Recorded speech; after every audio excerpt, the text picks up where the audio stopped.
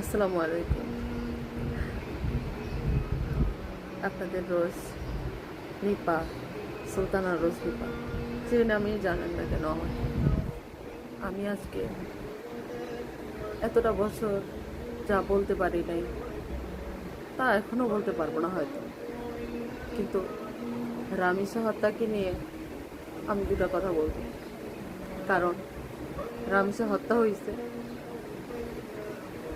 ছোট মানুষ, তাকে নিয়ে আজকে কত বিচার, কত কিছু অনলাইন, ফেসবুক। কিন্তু আমি 11 বছর বয়সে যে হত্যা হয়েছে, নির্যাতিত হয়েছে, সে কথা কেউ জানে? কেউ জিজ্ঞেস করে? কেউ জানতেন? না, আমি বলিনি, আমার ফ্যামিলি কখনো বলে নাই। কিন্তু আমিও রামিসার মতোই একজন।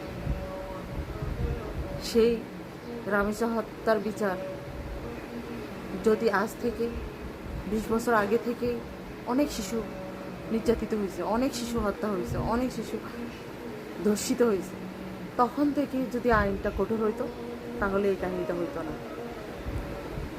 মিথ্যা মামলা, মিথ্যা হামলা, মিথ্যা অসহায় মানুষদের উপরে মামলা হয়, বড় বড় মামলা দিয়ে দেয় মানুষ, অথচ সত্যিকারের মামলা কেউ নেয় না। আমি একটা কথা বলব, রামিসা হত্যা মামলা জোরালোভাবে হোক।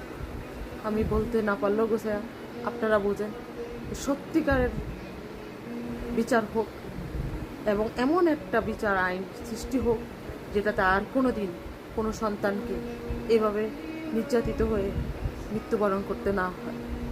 ইভেন আর কোনো ফ্যামিলির আর যেন সন্তান হারা হইতে না হয়। আমি হয়তো বাঁচিয়েছি, আমার কথা বলতে পারতেছি, এটাকে বাঁচা বলে না। আমি সে ছোটো থেকে নির্যাতিত হয়েছি। কেউ জানতে চাইছে আমার কাহিনী? কেউ জিজ্ঞেস করছে একবারও? করে নাই। আমিও সিনেমাকে ফলো করে সিনেমা হয়ে গেছে, আমার জীবনটা সিনেমা হয়ে গেছে। আমিও কাউকে বলতে পারিনি। যেমন এই মুহূর্তে আমার ভাইয়ের পর দুজনকে ভালোবেসে বিয়ে করছে, সেই মামলার আসামি আমি। কী দোষ আমার? আমি কেন আসামি হব? কেন আমাকে নিয়ে নিউজ হবে? সব কিছুর মূল একটাই, সত্যি যাচাই করা হোক, সত্যিকারের বিচার হোক, সত্যিকারের শয়তানগুলোর মুখোশ টেনে বের করে দেওয়া হোক।